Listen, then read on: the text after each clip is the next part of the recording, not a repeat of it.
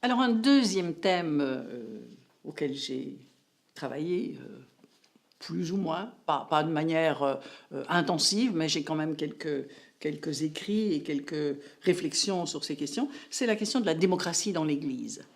Bon, on était, après Vatican II, il y avait beaucoup d'espoir dans une Église plus démocratique, où les laïcs auraient plus de choses à dire.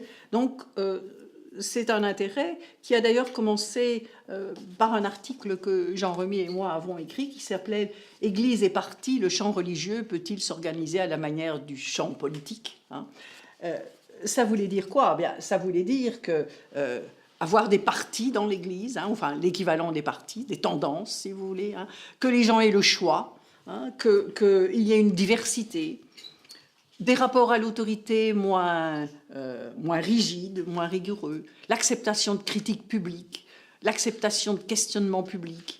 Donc, c'était ce qui nous préoccupait dans cet article, et nous sommes malheureusement arrivés à la conclusion que c'était quelque chose d'extrêmement difficile, parce que l'Église se réfère à Dieu et dit je me réfère à Dieu, donc moi je suis en dehors du fonctionnement humain normal, donc ne rêvez pas, quoi. Hein. Mais bon, la question était posée, et je crois qu'elle l'est toujours aujourd'hui. Ça a été notre premier travail sur la question. Et puis moi, je me suis intéressée aux conseils pastoraux et presbytéraux, et je pense que j'ai fait un article qui doit être, je ne sais plus si c'est dans La Belgique et ses dieux ou dans un autre ouvrage. Alors, les conseils pastoraux et presbytéraux, ce sont des conseils qui ont été mis en place après Vatican II, précisément pour démocratiser l'Église. Les conseils pastoraux étaient destinés à être des conseils avec des clercs, bien sûr, mais aussi avec des laïcs, tandis que les conseils presbytéraux étaient réservés aux prêtres. Et d'emblée, c'était des conseils consultatifs. Ça veut donc dire qu'ils pouvaient dire tout ce qu'ils voulaient, mais que l'Église prenait ou ne prenait pas selon ses intentions. Alors, j'ai fait le tour de tous les conseils. Ça existait à différents niveaux, mais notamment au niveau des évêchés. Et j'ai fait alors le tour de tous les évêchés de Belgique, francophones et néerlandophones, pour aller voir leur rapport sur le fonctionnement des conseils pastoraux et presbytéraux. J'ai d'abord pu constater que dans un certain nombre de diocèses, ils ne savaient même plus où ils avaient mis les rapports de ces conseils. Ils disaient « Ouh là là », quand je téléphone, ils disaient « Ouh là là, où va-t-on trouver ça? Moi, je crois que c'est dans le grenier. » Ou je pense que l'ancien vicaire général les a jetés. Donc, vous dire l'intérêt, j'étais déjà très alertée, parce que quand on vous répond comme ça, vous vous dites « Ils n'ont pas fait grand cas ». Deuxième chose alors, donc j'ai analysé les rapports, parce que j'ai finalement eu des rapports, je n'ai pas eu tout nécessairement, mais enfin j'ai eu suffisamment. Et c'est aussi bien les prêtres que les laïcs, oui, réfléchissaient et travaillaient très dur pour essayer de voir comment avoir un fonctionnement plus démocratique, effectivement, de l'Église catholique. Et ce n'était jamais outrancier. On ne peut pas dire que ces gens voulaient tout révolutionner. Non, ils demandaient simplement la parole, ils demandaient à être écoutés, et ils demandaient à ce qu'on discute de toute une série de questions, dont, par exemple, le mariage des prêtres, la place de la femme dans l'Église, enfin, ce genre de questions je vais dire bateau, parce que ça revient toujours dans les débats autour de ces questions. Mais comme je l'ai dit, ces conseils étaient consultatifs, ce qui veut dire que les évêques en faisaient ce qu'ils voulaient, et en fait, ils n'en ont rien fait. D'où les gens ont été très vite extrêmement déçus. Ils assistaient à des réunions, ça dépendait, c'était hebdomadaire ou toutes les 2 semaines, je ne sais plus exactement, mais peu importe. ils se donnaient entièrement à ça. Ils réfléchissaient très sérieusement. Moi, j'ai vu dans leur rapport, c'était pas des gens qui allaient là pour s'amuser. Hein. Ils voulaient vraiment travailler, faire du bon travail pour l'Église, parce que c'était ça l'intention. En la démocratisant, faire une Église, au fond, qui arrivait à remonter la pente, hein, alors que des tas de gens l'abandonnaient. Mais on n'a jamais tenu compte de leurs avis. Et donc, petit à petit, les gens ont dit, bah, zut, hein, bon, si c'est comme ça, on ne va pas continuer à se fatiguer pour réfléchir à ces questions. Donc, on s'en va, et les conseils pastoraux et presbytéraux sont morts de leur belle mort, ce qui est, je trouve, évidemment très grave. Dans ce contexte, j'ai aussi... la question de la femme, je l'ai dit tout à l'heure, était et reste une question importante dans l'Église, non seulement la femme prêtre, mais la place de la femme dans l'Église.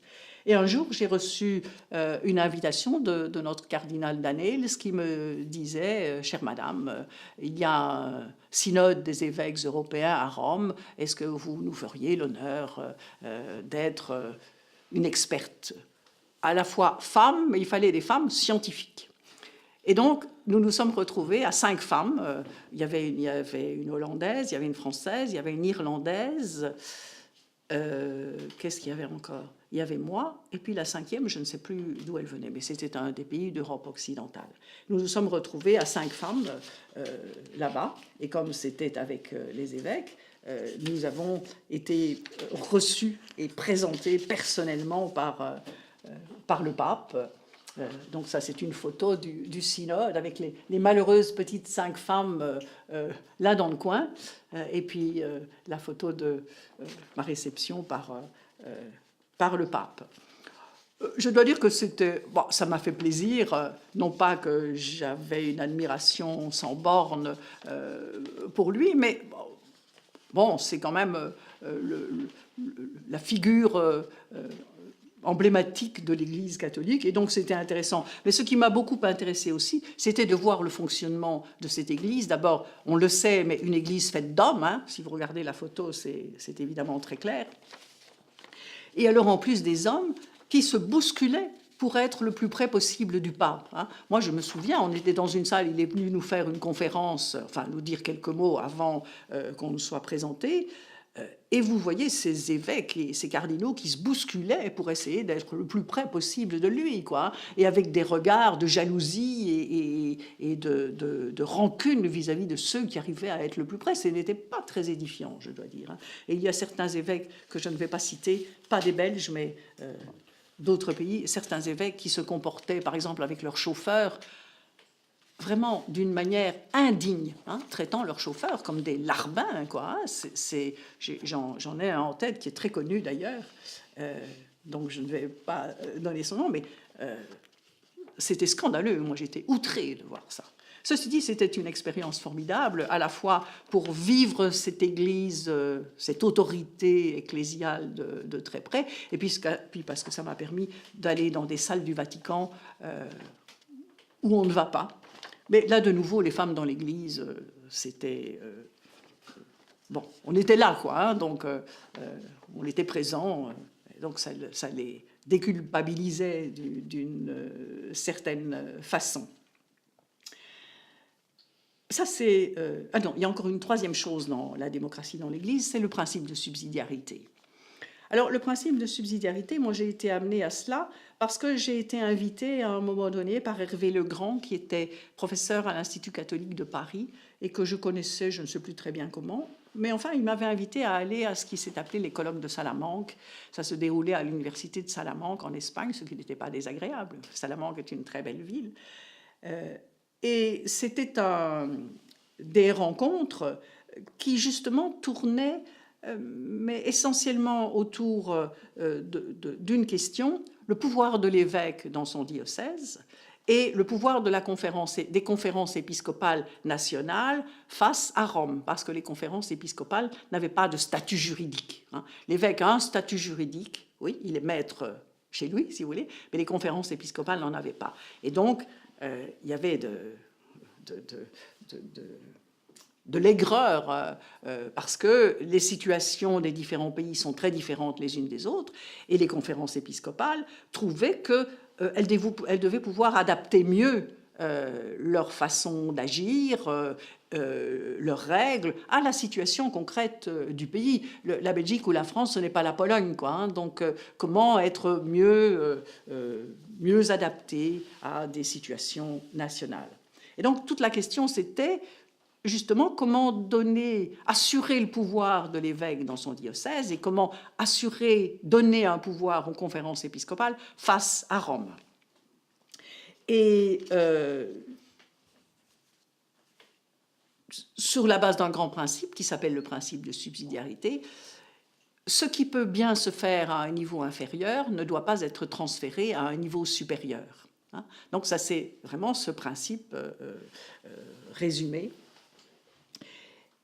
Et ce principe de subsidiarité a abouti, et nos conférences de Salamanque, parce qu'alors j'y suis allée, je crois, 3-4 fois, ce qui a été aussi très agréable, parce que chaque fois, on était invité à aller dîner chez un évêque espagnol. Je me souviens notamment que nous sommes allés à Avila, chez l'évêque. On a eu un banquet fastueux, extraordinaire, dans le palais épiscopal. C'était assez génial. L'Église n'est pas pauvre, hein, en tout cas à ce niveau-là. Et donc, il y a eu ces congrès de Salamanque, il y a eu la reconnaissance du pouvoir des conférences épiscopales. Elles ont eu un statut juridique après les travaux de Salamanque. Et puis, je suis retombée sur le principe de subsidiarité parce que un jour, il y a quelqu'un qui arrive dans mon bureau à Louvain-la-Neuve pour faire un doctorat avec moi. Et la personne en question, c'était Jeff Ulburgs. Jeff Ulburgs, c'était un prêtre catholique, un flamand, que j'avais eu comme étudiant à l'ISCO à Liège, bien des années avant. Il était l'aumônier des syndicalistes, il était l'aumônier du mouvement ouvrier chrétien. Et donc, quand moi je l'avais eu, il était en soutane école romain, il avait une tonsure, il avait des petits cheveux noirs bien coupés. Quand je l'ai retrouvé, il était en jean et chemise, il avait une grande barbe, il avait des cheveux longs. Il avait adhéré au Parti catholique chrétien, puis au Parti socialiste, puis aux écolos. Il est devenu député européen. Et alors, sa question était le principe de subsidiarité en Europe, hein, dans l'Europe institutionnelle. Et comme moi, je l'avais eu comme étudiant à l'ISCO, il a dit,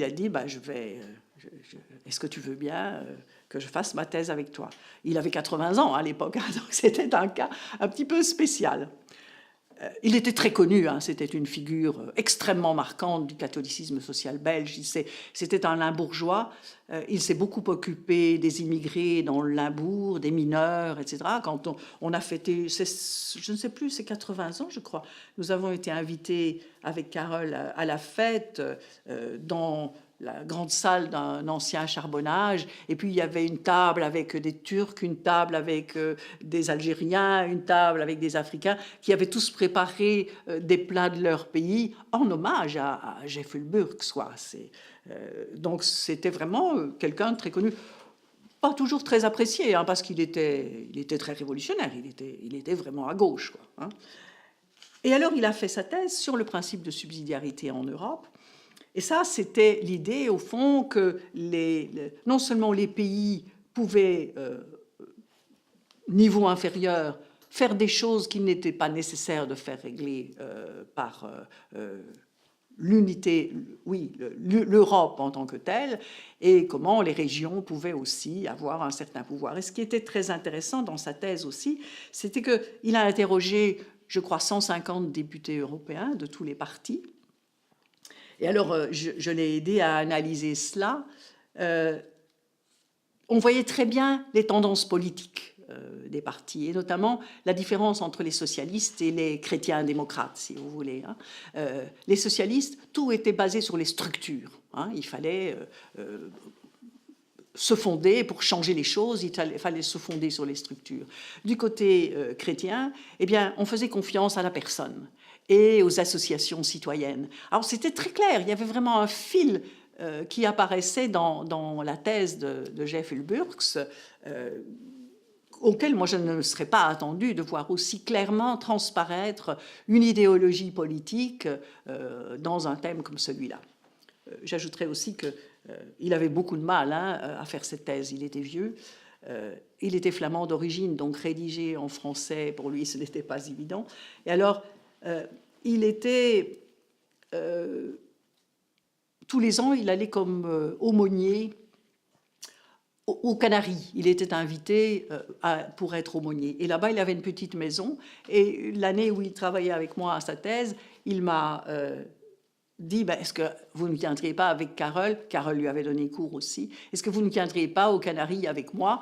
Comme ça, on pourrait travailler dans la maison. Et nous sommes allés une dizaine de jours aux Canaries avec lui pour l'aider à travailler sa thèse. Donc ça veut dire que la sociologie, ça fait voyager aussi. Mais c'était une expérience vraiment très, très intéressante. Et un personnage particulier, mais très riche, qui avait osé, qui avait fait des choses. Quand il est arrivé comme aumônier dans la région liégeoise, les gens jetaient des pierres sur sa maison parce qu'il habitait dans un quartier ouvrier. Il a beaucoup souffert et il a résisté. Et puis finalement, il a été adopté. Il est devenu le prêtre des ouvriers, quoi. C'était vraiment une très grande figure. Je me suis aussi très tôt intéressée à la religion populaire sous ses différentes formes. J'avais été à un colloque à Paris, un colloque du CNRS sur la religion populaire, déjà parce que ça m'intéressait, parce que aussi, avec mes parents, nous avions l'habitude d'aller à Banneux. Banneux, c'est un lieu où la Vierge serait apparue en 1933, je crois, un lieu de pèlerinage à la frontière entre la Belgique, l'Allemagne et les Pays-Bas. Et mes parents aimaient bien aller là-bas, pas seulement pour aller au sanctuaire, mais aussi parce que c'est une très belle région et qu'ils allaient se promener là dans les environs. Et ça m'intéressait aussi parce que Banneux a joué un certain rôle après la Deuxième Guerre mondiale pour rapprocher les Allemands des Belges et des Hollandais. Si vous voulez, c'était après la guerre, il y avait une inimitié évidemment très forte. Et comme c'est aux trois frontières, les Hollandais et les Belges ont trouvé ce lieu pour accueillir les Allemands, si vous voulez, et leur rendre un peu, allez, je veux le dire comme ça, leur dignité perdue d'une certaine façon. Donc il y a eu un rôle un peu politique dans Banneux. Donc ça m'intéressait aussi. Et donc, mon goût pour la religion populaire est venu de ces éléments-là, un peu disparates, mais bon. J'avais été aussi agacée par le fait que Vatican II voulait éliminer toutes les formes de religion populaire, en disant oui, mais ça, c'est pas rationnel, c'est pas sérieux, c'est du polythéisme, c'est de l'idolâtrie, etc. Bon, on va en revenir aux choses sérieuses, quoi, la Bible, les Écritures. Oui, mais quand moi je voyais à Banneux, par exemple, tous les gens, et notamment les malades, qui venaient là-bas, qui étaient réconfortés en venant là-bas, je me dis, oui, mais on ne peut pas jeter ça. Ces gens, ils ont besoin de ça. Ce n'est sûrement pas rationnel, mais en même temps, si les gens y trouvent quelque chose qui les aide, pourquoi le leur refuser? Ils ne font de mal à personne, bien sûr. Donc, je trouvais qu'on était trop dur par rapport à la religion populaire quand je voyais les masses de gens qui allaient. Il y a Banneux, mais Lourdes, ça a toujours été Saint-Jacques de Compostelle, même si Saint-Jacques a un peu un autre statut. Padre Pio dans les Pouilles. Vous savez qu'il y a 7 millions de visiteurs par an à Padre Pio. C'est quand même gigantesque. Alors, je veux bien, mais pourquoi ces gens vont là? C'est qu'ils y trouvent quelque chose, c'est qu'ils y trouvent un réconfort, Donc, je trouve que l'Église catholique n'a pas le droit de dire mais tout ça c'est de la foutaise, quoi. Ce n'est pas sérieux. Donc ça c'était aussi une partie de mon intérêt, de défendre un peu ces gens qui, quand ils ont un problème, se tournent vers ce qu'ils peuvent, notamment quand le médecin ne peut plus rien. Et alors, ce qui me frappait aussi, c'était que, contrairement à ce que son nom semble sous-entendre, la religion populaire n'est pas réservée aux catégories populaires. Toutes les catégories sociales ont des pratiques de religion populaire, c'est-à-dire des pratiques qui ne relèvent pas de la doctrine de l'Église, qui ne sont pas nécessairement sanctionnés par un accord romain, mais qui sont des pratiques dans lesquelles, et là on rejoint évidemment très fort l'anthropologie, des pratiques dans lesquelles la dimension corporelle, la dimension gestuelle joue un rôle tout à fait important. Donc, je trouvais que c'était intéressant de travailler sur ces questions. Il y a eu aussi un élément qui est intervenu pour développer et entretenir mon intérêt pour la religion dite populaire. C'est qu'à un moment donné, à l'université, Daniel Baudson, qui était un assistant, et moi, on a, en discutant de l'avenir de l'université, etc., on s'est dit, mais au fond, on devrait développer un programme tourisme à l'université. Donc, former des gens à la pratique touristique. Enfin, oui, le tourisme, quand même, un élément d'économie extrêmement important dans beaucoup de pays. Et donc, on s'est mis en tête, un peu naïvement, de créer un programme tourisme qui a commencé très bien. D'ailleurs, la première année, on avait 35 étudiants, ce qui était... le recteur était un peu sidéré, mais bon, ça voulait aussi dire qu'il y avait un intérêt pour la question. Et comme je dirigeais ce programme, il y a eu à Rome un premier congrès mondial de la pastorale des sanctuaires et des pèlerinages. Et j'ai été invitée, Université catholique, un programme tourisme, donc ça ne leur avait pas échappé, donc j'ai été invitée à aller à ce congrès. Alors c'était de nouveau le Vatican, c'était de nouveau intéressant, mais c'était aussi se rendre compte de ce que le Vatican est extrêmement puissant en Italie. On a eu des banquets payés par le ministère du Tourisme, on a eu des tas d'avants. Moi j'avais un billet gratuit pour l'avion, enfin c'est... avec un sigle spécial. Quand le steward a vu mon billet, il a dit « Vous allez au Vatican ?» Oui. Comment le savez-vous? Ben, il me dit, c'est marqué là. Bon, ce n'était pas clairement indiqué, mais il y avait un sigle. Donc on voit la puissance, ce qui veut dire que si le Vatican est important pour les opérateurs touristiques, y compris les opérateurs d'État, ça veut dire que ça rapporte beaucoup d'argent à l'Italie. Si vous supprimez tout ce qui tourne autour du religieux, même si c'est un religieux éloigné de la foi, les églises, etc., l'économie italienne perd énormément. Donc, les entreprises... et alors, il y avait là-bas, à ce congrès, il y avait le patron de Disneyland, il y avait le patron du Club Med. Enfin, bon, ils arrivaient à réunir des gens...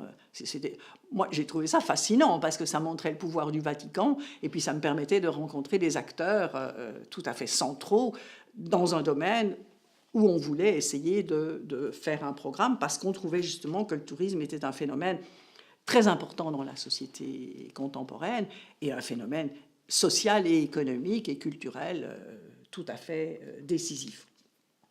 Alors moi, à ce congrès, j'ai fait quelques petites interventions et apparemment, mes petites interventions n'ont pas été mal reçues, ce qui veut dire que j'ai été invitée une deuxième fois à faire tout un exposé sur les pèlerinages en Europe. Et donc, j'ai relancé mes études sur les pèlerinages à partir de là. Et j'ai oublié de dire qu'après le premier congrès mondial, il y avait là-bas la représentante de l'archevêque de l'île Maurice, qui était intéressée par mes propos, qui m'a invitée à aller à l'île Maurice. Et donc, je suis allée 15 jours à l'île Maurice pour parler du tourisme à l'île Maurice, ce qui, évidemment, n'est pas très désagréable. Comme quoi, vous voyez, la religion peut mener très loin. Et là, de nouveau, j'étais logée dans un hôtel 5 étoiles avec piscine. J'ai ici les menus qui mettaient à mon nom tous les jours, enfin des trucs incroyables. Donc, parce qu'à l'île Maurice, leur gros problème, c'était de ne pas bloquer les côtes, bâtir tout le long des côtes et faire en sorte que les locaux ne puissent plus y aller, quoi. Et donc, ils me demandaient d'aller faire un exposé sur l'éthique du tourisme. C'était ça la question. Donc je suis allée 2 fois à Rome pour le tourisme et puis 1 fois à l'île Maurice. Mais malheureusement, l'université, j'ai des collègues qui trouvaient que ce n'était pas un thème sérieux pour une université, qu'il valait mieux s'occuper des pays en voie de développement. Mais justement, le tourisme, c'est aussi en partie s'occuper des pays en voie de développement. Il y a des...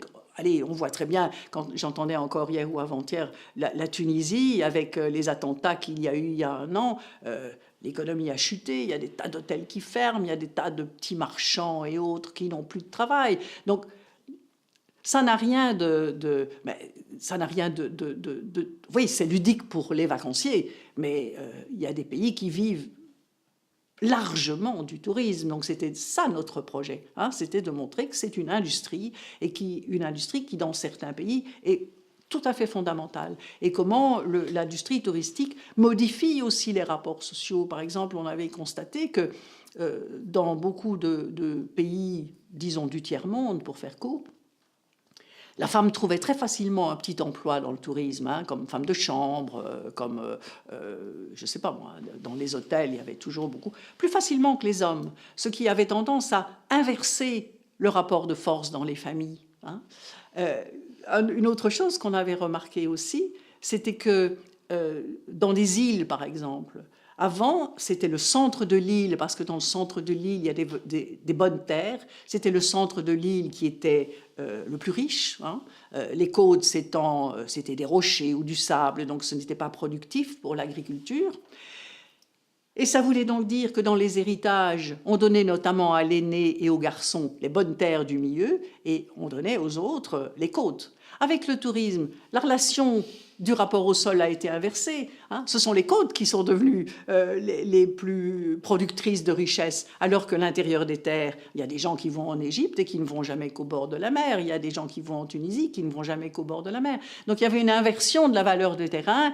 Et du coup, dans les familles, une inversion aussi de la distribution, de la répartition de la richesse. Donc, on voulait justement montrer que le tourisme, c'était plus qu'un loisir. Et j'avais des collègues qui avaient, j'en pense notamment à un, qui avait un bateau, qui avait pris un congé sabbatique d'1 an pour faire le tour du monde en bateau.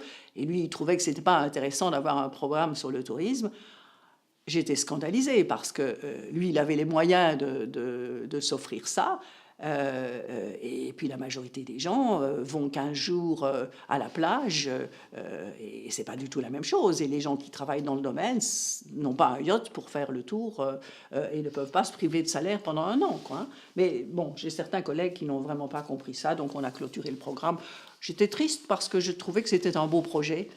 Et qu'on voit que maintenant, ça devrait être beaucoup plus...